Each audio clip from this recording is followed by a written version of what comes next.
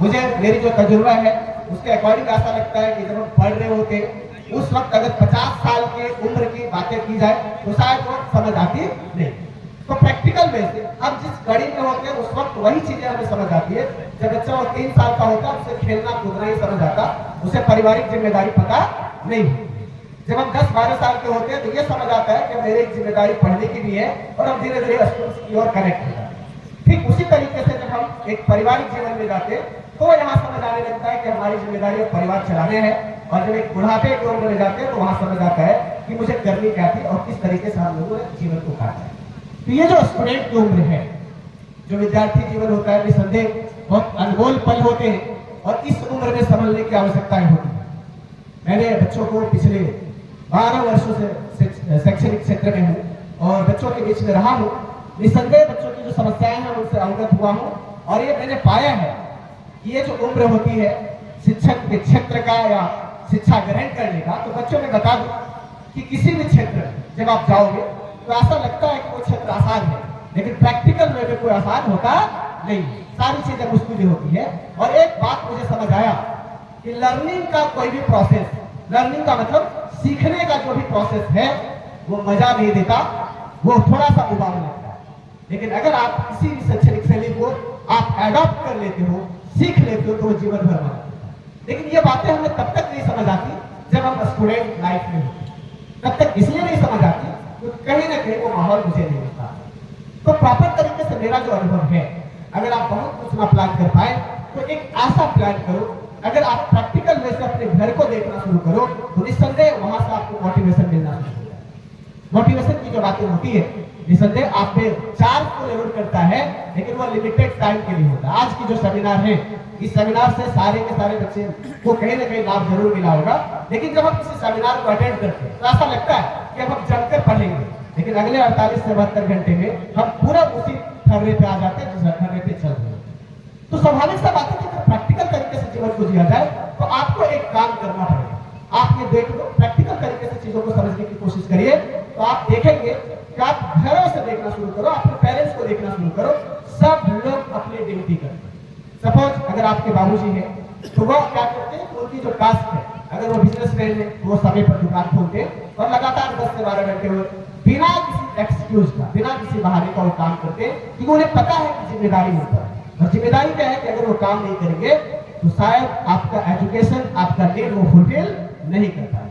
अगर आप किसी चाय की दुकान को देख लो तो अगर आप चाय की दुकान पर देखना चाहोगे तो आपको क्या पता चलेगा कि सुबह के 4 बजे से वो दुकान पे काम करना शुरू करता है और लेट नाइट तक काम करता है। क्यों ऐसा करता है? क्या इसके पीछे का लॉजिक क्या है? एक ही लॉजिक है, उन्हें परिवार चलाना है, उन्हें अपने बच्चों का खर्च उठाना है।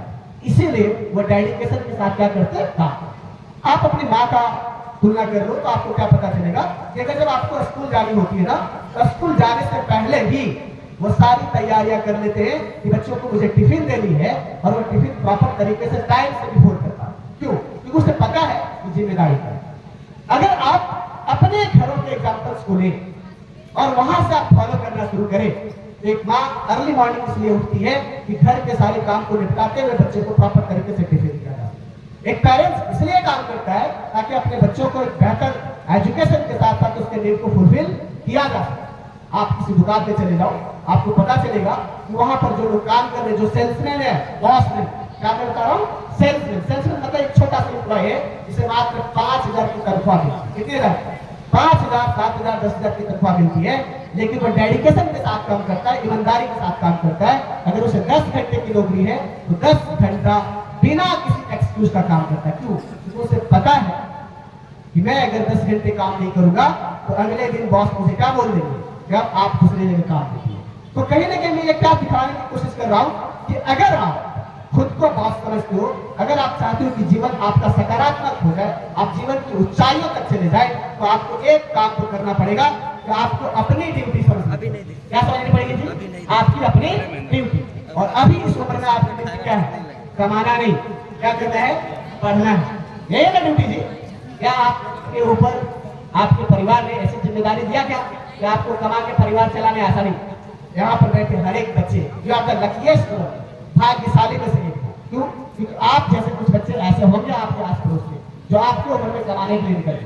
क्योंकि उसकी पारिवारिक हालात वो नहीं थी और वो कहीं ना कहीं क्या कर रहा है, अर्न कर रहा है। उस बच्चे से पूछो, वो 8 घंटे 10 घंटे नौकरी कर रहे हैं। क्यों? क्योंकि उसका परिवार में उतनी क्षमता नहीं हो पाई, आर्थिक स्थिति इतनी खराब है कि वो बच्चा पढ़ नहीं पाया। आप में से सारे के सारे बच्चे जितने बैठे हो, सब लकीएस्ट वन हो, बहुत ही भाग्यशाली हो जिनको पढ़ने का अवसर मिला है और इस तरह के कार्यक्रम में आपको सुनने का अवसर मिला।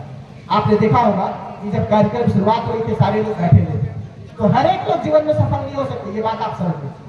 हर एक लोग जीवन में सफल नहीं हो सकते, वही लोग सफल हो सकते हैं जो सफलता के मूल मंत्र को जानते हैं या नहीं भी जानते, तो उसके पास एक बात है कि मुझे जीवन में आगे बढ़ना। यहाँ बैठे हुए उन्हीं बच्चों में से एक हो जो आने वाले कल कुछ बेहतर कर पाओगे, क्योंकि आपको पता है इस सेमिनार में जितने भी वक्ताएं, जितने भी स्पीकर है, नो डाउट उनके अपने अपने क्षेत्र का अनुभव है और वही अनुभव आपको आगे की ओर दिखाएगा।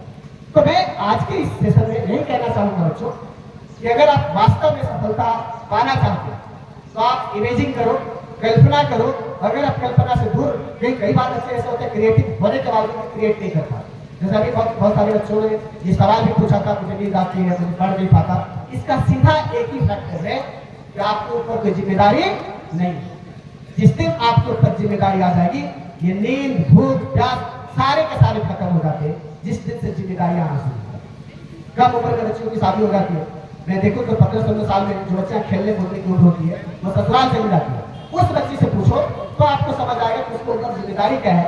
जो बच्चे घर पे आराम से सोया करती थी, ससुराल जाने के बाद उसकी नींद गायब हो जाती है। क्यों? ऐसा क्यों होता है? जिम्मेदारी है उसको। क्या है? जिम्मेदारी।